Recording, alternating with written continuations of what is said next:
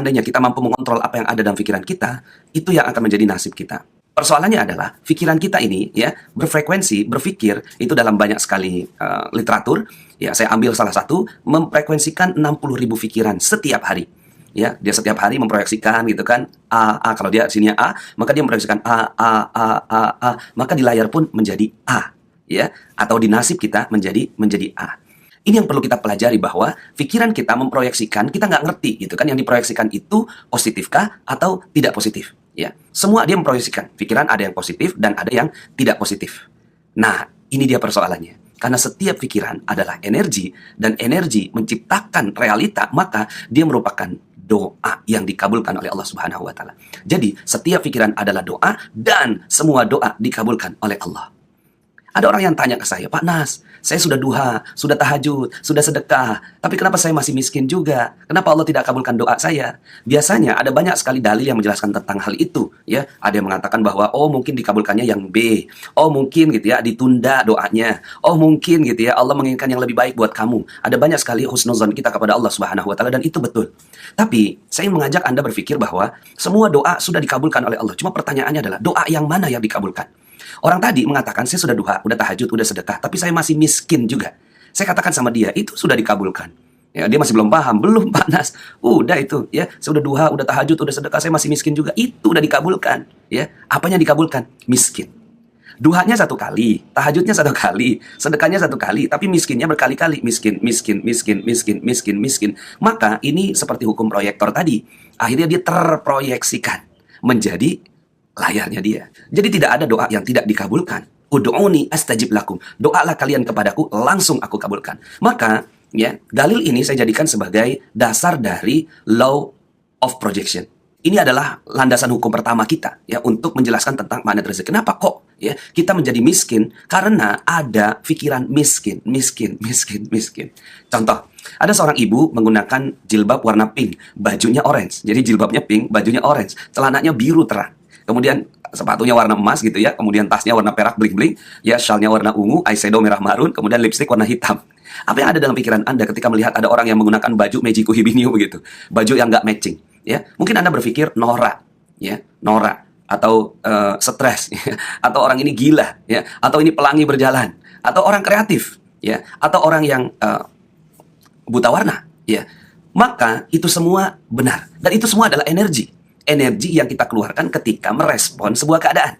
Jadi di kepala kita ini ada stres, gila, norak, buta, dan itu yang akhirnya terproyeksikan oleh otak kita, dan akhirnya menjadi nasib. Berarti Bismillahirrahmanirrahim. Assalamualaikum warahmatullahi wabarakatuh. Magnet rezeki, satu sama terhubung. Titipkanlah kepadaku 1 ayatmu yang bisa membuat aku mengetahui rahasia di balik peristiwa ini dan mendapatkan solusi hanya darimu. Al-Fatihah. Assalamualaikum warahmatullahi wabarakatuh. Alhamdulillah, alhamdulillah, wassalatu wassalamu ala rasulillah wa ala alihi wa sahbihi wa walah wa la hawla wa la quwata illa billah, amma ba'd. Alhamdulillah, senang sekali bisa bertemu dengan teman-teman semua di channel YouTube Magnet Rezeki. Saya doakan Anda semua mendapatkan keberkahan, kemuliaan, kejayaan, ketinggian, kebahagiaan dari Allah Subhanahu wa Ta'ala, sehingga Anda semakin dekat dengan cita-cita Anda, semakin dekat dengan harapan Anda, dan semakin dekat dengan Allah Subhanahu wa Ta'ala. Seperti biasa, di channel ini kita akan membahas tentang ilmu magnet rezeki, bagaimana menarik rezeki dahsyat dengan cara Allah. Bagi Anda yang baru saja menemukan channel ini dan merasa konten di channel ini bermanfaat, silakan subscribe. Insya Allah Anda akan mendapatkan konten yang bermanfaat dari channel ini.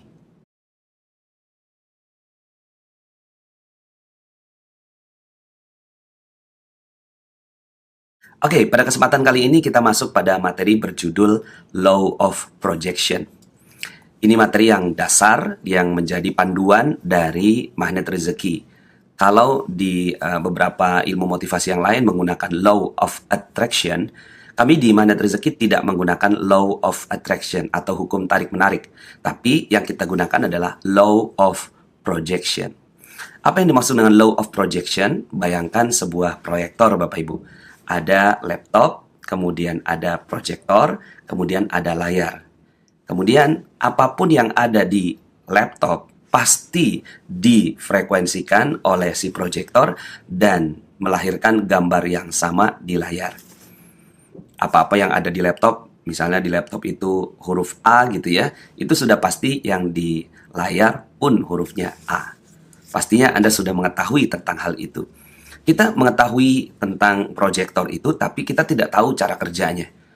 Yang penting terjadi, begitu saja ya.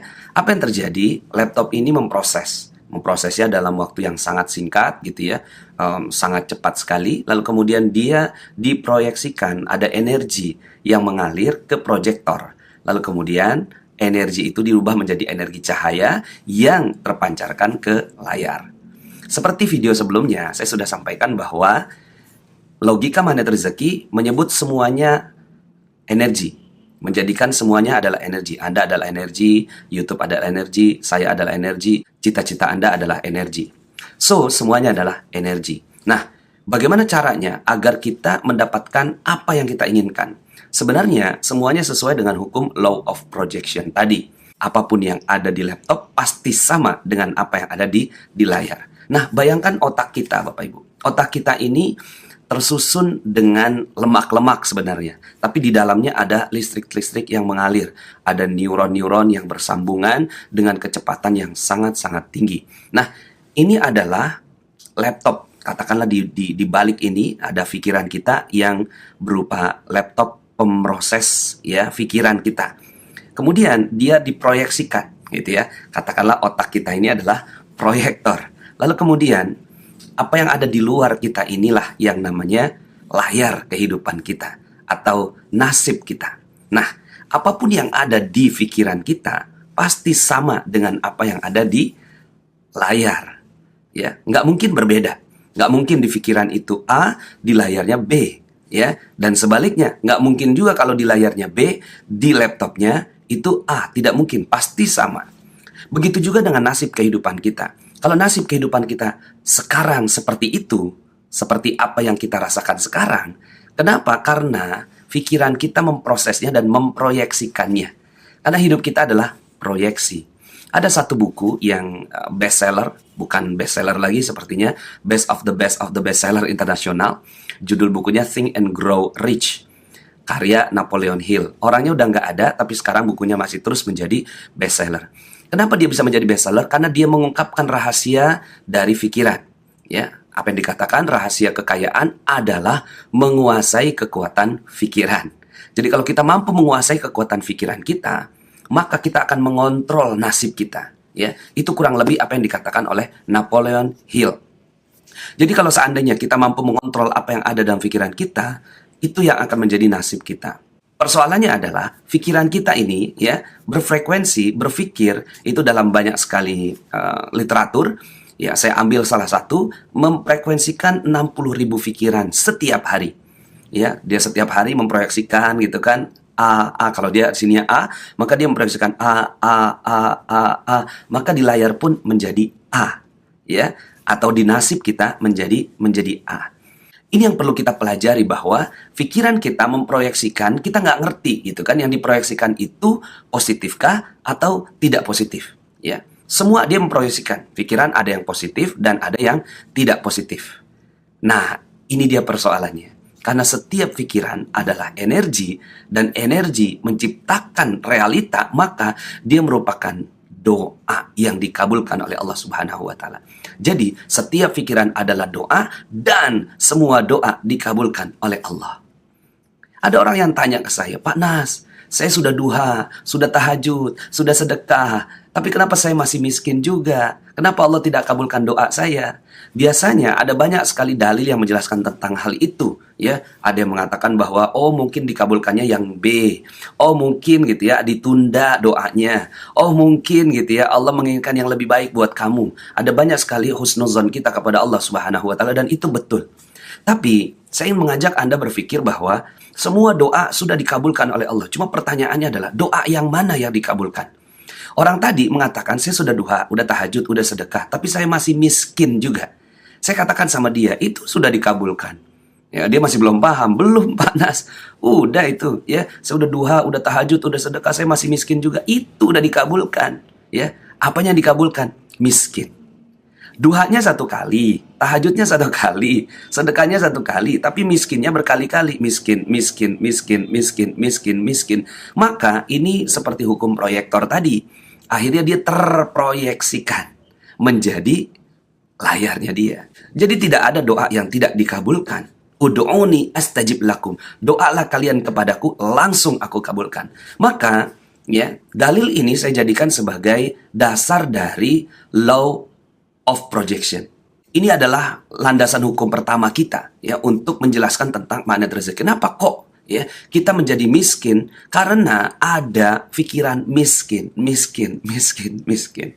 Contoh, ada seorang ibu menggunakan jilbab warna pink, bajunya orange. Jadi jilbabnya pink, bajunya orange, celananya biru terang. Kemudian sepatunya warna emas gitu ya, kemudian tasnya warna perak bling-bling, ya, syalnya warna ungu, eyeshadow merah marun, kemudian lipstick warna hitam. Apa yang ada dalam pikiran Anda ketika melihat ada orang yang menggunakan baju Mejiku Hibiniu begitu, baju yang nggak matching, ya? Mungkin Anda berpikir norak, ya, norak, atau stres, ya, atau orang ini gila, ya, atau ini pelangi berjalan, atau orang kreatif, ya, atau orang yang buta warna, ya. Maka itu semua benar. Dan itu semua adalah energi. Energi yang kita keluarkan ketika merespon sebuah keadaan. Jadi di kepala kita nih ada stres, gila, norak, buta. Dan itu yang akhirnya terproyeksikan oleh otak kita. Dan akhirnya menjadi nasib. Berarti kita sedang berdoa. Doa kita apa? Ya Allah, jadikan aku orang yang norak. Loh, Pak Nas, kan itu orang lain. Nah, ingat, di materi sebelumnya, kita sudah sampaikan bahwa kita satu, sama, dan terhubung. Bagi Anda yang belum melihat video sebelumnya, saya minta Anda lihat video yang sebelumnya, yang 3B, ya, tentang prinsip kita satu, sama, dan terhubung. Bahwa apapun yang kita frekuensikan, apapun yang kita proyeksikan, sebenarnya itu sudah ada di dalam dunia kuantum. Satu, sama, dan terhubung. Nggak peduli itu siapa yang gunakan pakaian warna pink, ya, jilbab warna pink, baju orange, celana biru terang, dan seterusnya. Nggak peduli. Tapi yang dipedulikan dalam ilmu magnet rezeki adalah energi apa yang keluar ketika Anda berpikir seperti itu. Ternyata energi yang keluar adalah energi tadi, gila, stres, norak, buta. Akhirnya itulah yang menjadi doa kita, dan doa kita langsung dikabulkan oleh Allah. Ya karena itu doa kita, Bapak Ibu. Ya, berarti kita doa agar kita buta. Akhirnya itulah yang terjadi. Ya, kita buta dalam melihat rezeki Allah Subhanahu wa ta'ala. Kita gila, gila dalam kehidupan kita. Yang harusnya kita berbahagia, kita jadi nggak berbahagia. Norak, ya kita akhirnya jadi lebay begini gitu ya. Pakaian kita jadi bermacam-macam dan seterusnya. Nah, maka bagaimana caranya agar hidup kita menjadi indah? Ya, tidak ada cara lain kecuali kita mengubah apa yang ada dalam pikiran kita. Karena apapun yang terjadi pada nasib kehidupan kita, apapun yang terjadi pada kehidupan kita, di layar kehidupan kita, tergantung dengan apa yang ada di sini, maka kita harus perhatikan betul-betul apa yang ada dalam pikiran kita. Contoh, ada koruptor ditangkap di televisi, ya, koruptor ditangkap di televisi, ya. Kemudian, ya, dulunya kita sebelum kenal magnet rezeki, kita ngomong deh sama koruptor itu, ya, mampus gitu, ya. Mati sekalian, dicincang-cincang aja gitu. Itu yang kita katakan sebelum magnet rezeki. Maka apa yang terjadi pada kehidupan kita? Yang koruptor siapa? Yang dipenjara siapa? Tapi yang sedang memfrekuensikan energi siapa? Kita yang sedang memfrekuensikan energi. Mampus, ya, hancur, ya, cincang-cincang sekalian, mati sekalian, gantung di Monas, bakar. Ya. Maka kita sedang berdoa. Setiap pikiran adalah doa. Dan semua doa dikabulkan oleh Allah, baik yang positif maupun negatif. Baru saja kita berdoa, ya Allah, jadikan aku mampus, jadikan aku, ya, mati, jadikan aku hancur, jadikan aku bakar, terbakar. Itulah nasib kita akhirnya. Nah, maka di magnet rezeki kita sudah mulai berhati-hati dengan cara berpikir kita. Ya, apapun yang terfrekuensikan itu akan jadi nasib kita. Coba kita ngomong sama si ibu tadi, Bu, kenapa sih ya bajunya kok Mejiku Hibiniu gitu kan? kok bajunya merah jingga, kuning, nila, biru, ungu gitu seperti pelangi. Kemudian si ibu itu bilang, aduh mohon maaf ya, saya tuh tinggalnya di Bogor, kerjanya di Jakarta. Saya sudah kena SP2. Hari ini saya harus masuk kantor, sementara semalam rumah saya terbakar. Ya saya nggak ada baju lain, ini baju yang tersisa. Ini juga bukan lipstik, ini areng gitu. Maka apa yang terjadi? Ya, kita sudah salah menilai orang. Tapi nggak peduli, salah benar nggak peduli. Pertanyaannya adalah energi apa yang keluar dari pancaran pikiran kita. Kita sebenarnya sudah jadi magnet. Ya, kita sudah menjadi magnet sebelum magnet rezeki. Karena magnet kita adalah ya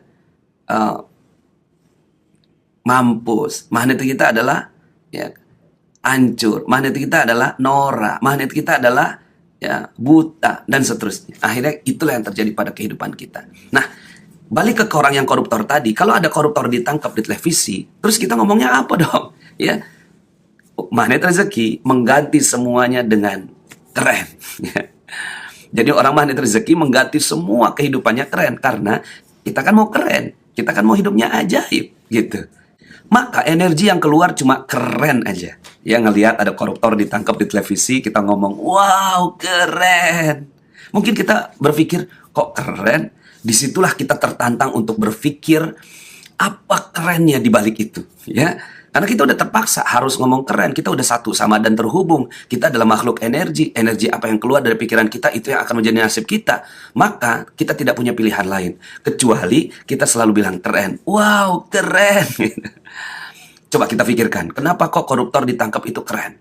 Kenapa nggak mampus ya seperti yang selama ini kita percayai dan yakini dan amalkan dan jadi nasib kita? Ya, kita bilang, wow keren, dia sedang diberikan kesempatan taubat oleh Allah. Mudah-mudahan taubatnya bisa digunakan dengan baik sehingga dia bisa masuk surga bersama kita semua. Nah, coba perhatikan Bapak Ibu, ya. Berarti kita sedang berdoa apa? Keren satu, ya.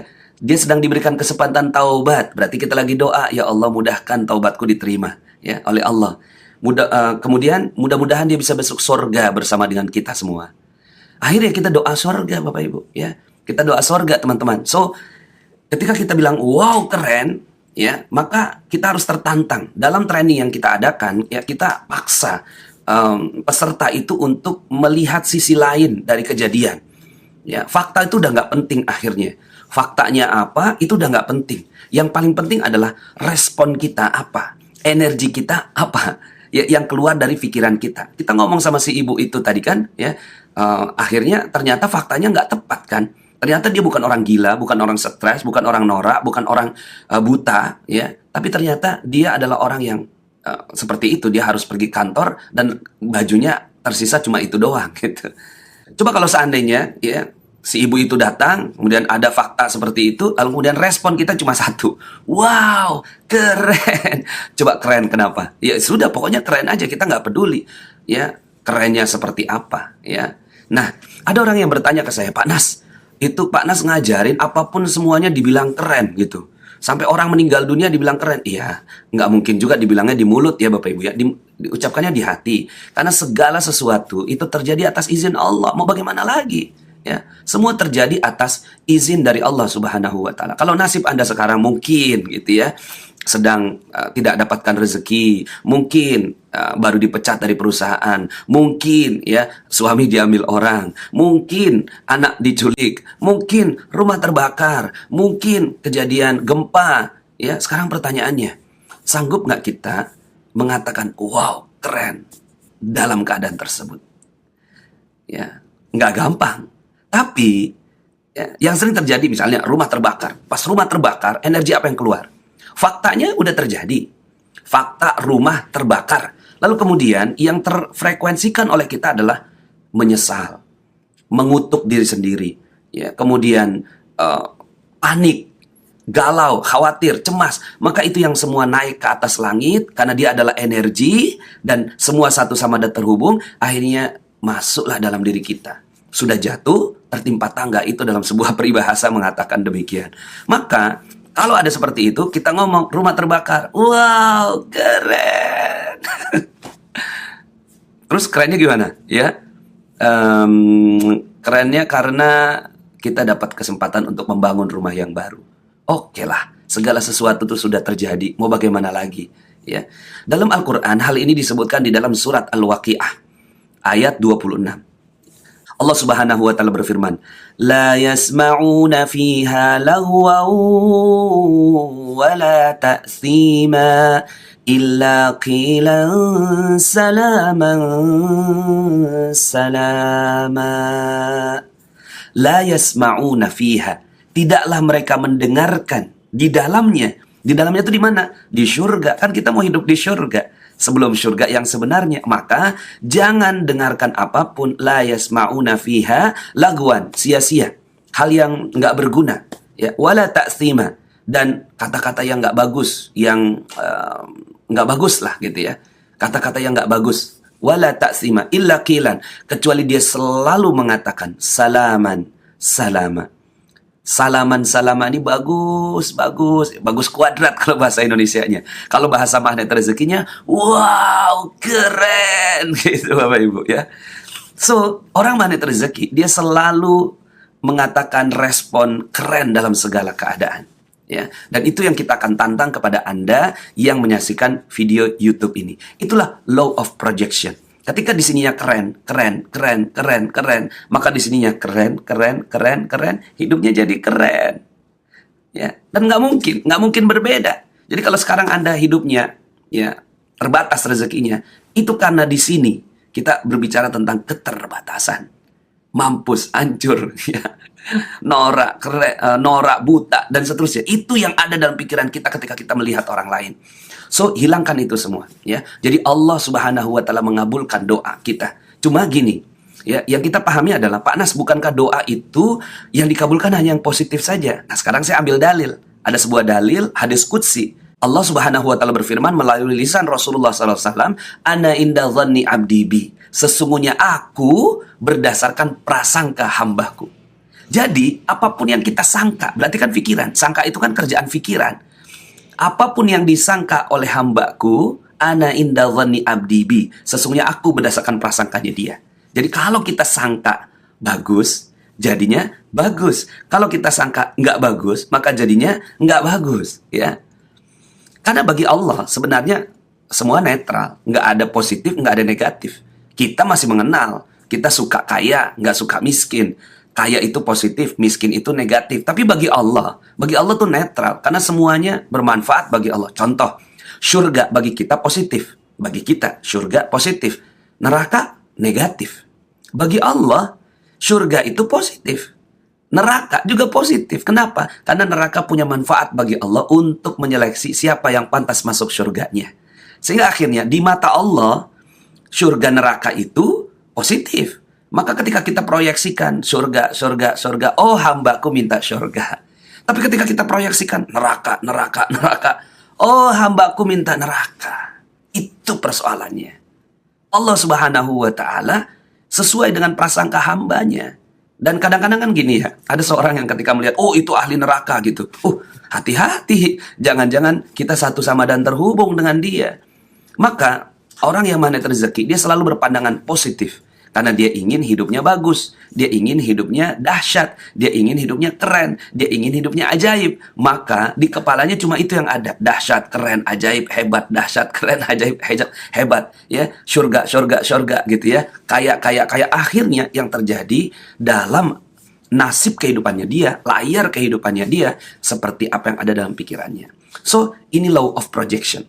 Ya. Hukum lain dari law of projection berkata bahwa ini ya, otak kita itu adalah realita primer. Jadi ini otak kita ya adalah pencipta realita. Apapun yang ada di sini. Sementara nasib kita itu adalah realita sekunder. Ya. Jadi ini realita primernya, sementara nasib adalah realita sekunder. Maksudnya apa? Maksudnya adalah nasib itu dia tidak berdiri sendiri. Dia tergantung kepada realita primernya. Dia nggak bisa berdiri sendiri. Contoh, lampu. Lampu itu tergantung listrik. Ya, jadi lampu adalah realita sekunder.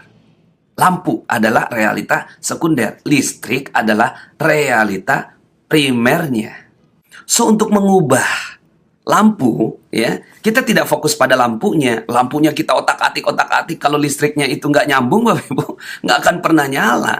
Maka yang kita pedulikan adalah, pertama kali yang kita pedulikan adalah listriknya dulu. Listriknya nyambung nggak? Gitu. Ketika listriknya nyambung, kemudian kita tekan saklarnya, maka otomatis lampu menyala. Begitu juga dengan nasib kehidupan kita. Nasib kehidupan kita hanyalah dampak dari apa yang kita pikirkan beberapa waktu yang lalu. Mungkin sebulan yang lalu kita berpikir ada orang miskin lewat. Ih, itu kok miskin? Berarti kita lagi doa, ya Allah miskinkan aku. Lalu kemudian sebulan kemudian kita miskin. Gitu, ya. Jalanan misalnya Bapak Ibu macet gitu ya. Ketika jalanan macet, ya kita sedang berdoa. Ya aduh ini jalanan macet. Maka kita lagi berdoa, ya Allah macetkan hidupku. Loh, kok begitu? Iya. Karena itu adalah energi. Fakta nggak penting. Yang penting respon. Respon Anda apa? Responnya macet. Berarti kita lagi doa. Ya Allah macetkan hidupku. Macetkan rezekiku. Macetkan kebahagiaanku. Macetkan jodohku. Itulah yang terjadi pada kehidupan kita. Maka apa yang terjadi di layar? Apa yang terjadi di nasib kita? Itu pasti apa yang ada di pikiran kita. Nah, orang magnet rezeki mengubah kata. Dan mengubah realitanya. Ya, dia nggak ngubah realita sekunder, dia ngubah realita primernya. Bagaimana cara mengubah realita primer?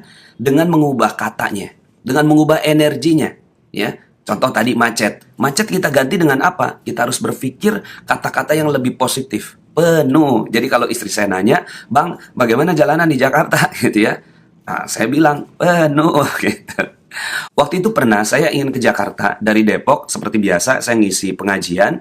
Biasanya dari Depok ke Tebet itu dari 4:30 nyampe lah kurang lebih jam 6. 1,5 jam perjalanan cukup gitu ya. Tapi ternyata itu hari Rabu, Kamisnya libur, Jumat berarti kan hari kejepit ya. Kemudian Sabtu Ahad libur berarti kan panjang ya. Ini libur panjang. Karena libur panjang hari Rabu semua pada mau pulang cepat. Saat saya keluar rumah 4:30, loh kok di jalanan penuh gitu ya. Di jalanan penuh. Saya praktekin ilmu ini, law of projection. Saya ubah energinya, ya, yang tadinya macet. Macet itu energinya rendah, ya, menyalahkan, mengeluh. Tapi saya ganti dengan penuh, ya. Penuh itu energinya naik, energinya bersemangat, energinya doa, gitu ya, agar rezeki saya penuh. Ya, kemudian saya telepon panitia, mohon maaf, kayaknya saya nggak mungkin nyampe maghrib nih karena jalanannya penuh, saya bilang. Tolong zikir aja dulu, mudah-mudahan Isya saya nyampe gitu kan. Itu pun saya juga belum terlalu yakin apakah Isya nyampe. Tapi saya yakin penuh, lancar gitu ya. Tiba-tiba ada mobil forerunner persis depan saya. Ya, ada mobil forerunner. Kemudian di belakangnya 2 mobil Alphard gitu ya. Lalu kemudian saya lihat, loh kok nggak ada yang ngikutin di belakangnya. Langsung aja saya masuk gitu ya. Dan ternyata nyampe di tempat tujuan persis maghrib. Kemudian panitia nanya, loh Pak Nas katanya nyampenya Isya. Ya nggak tahu tuh ada mobil forerunner. Oh Pak Nas nyewa? Enggak gitu ya. Allah yang datangkan. Saya juga nggak tahu yang nyetir itu manusia atau malaikat. Kita nggak tahu Bapak Ibu. Manusia itu energi. Malaikat itu energi. Ketika kita mengundang energi apa, maka Allah yang izinkan itu semua terjadi. Walaupun sebenarnya nggak boleh Bapak Ibu yang ngikutin mobil forerunner. Tapi ya oke lah. Saya sedang perlu waktu itu. So, hanya itu yang kita bisa lakukan. Ya, sesederhana itu ilmu magnet rezeki. Kita pandang semua energi, maka yang harus kita lakukan adalah energi positif apa yang terpancar dalam pikiran kita. Energi positif apa yang kita keluarkan ke alam. Terserah faktanya seperti apa. Terserah realitanya seperti apa. Kita udah nggak peduli karena kita memasuk dalam dunia kuantum. Ya, realita tidak ajaib. Sementara dunia kuantum ajaib, semua satu, sama, dan terhubung. Maka, sudut pandang law of projection berkata bahwa apapun yang ada dalam pikiran kita diproyeksikan oleh akal kita menjadi layar kehidupan kita atau nasib kita. Jadi kalau nasib Anda sekarang seperti itu adalah proyeksi dari pikiran Anda beberapa waktu yang lalu. Kalau saya ingin main aman, ya, saya mengubah semua pikiran saya menjadi yang jauh lebih positif sehingga saya menjadi magnet positif, menjadi magnet rezeki. Segala sesuatunya wow, keren, salaman, salama. Bagus semuanya. So, itulah law of projection. Semoga hidup kita menjadi jauh-jauh lebih baik lagi dengan menggunakan prinsip law of projection ini. Saya Nasrullah, sampai jumpa dalam video-video berikutnya. Assalamualaikum warahmatullahi wabarakatuh. Yang belum subscribe dan baru saja menemukan channel ini, silahkan subscribe. Insya Allah Anda akan mendapatkan materi-materi yang terbaik dari channel ini. Insya Allah Anda adalah makhluk yang ajaib. Tinggal kita sempurnakan faktor-faktornya. Dan insya Allah dalam video-video berikutnya kita akan lanjutkan materi ini sampai Anda menemukan potensi terbesar diri Anda dan menjadi makhluk ajaib sebagaimana yang Allah Subhanahu wa Ta'ala inginkan untuk Anda. Sampai jumpa. Assalamualaikum warahmatullahi wabarakatuh.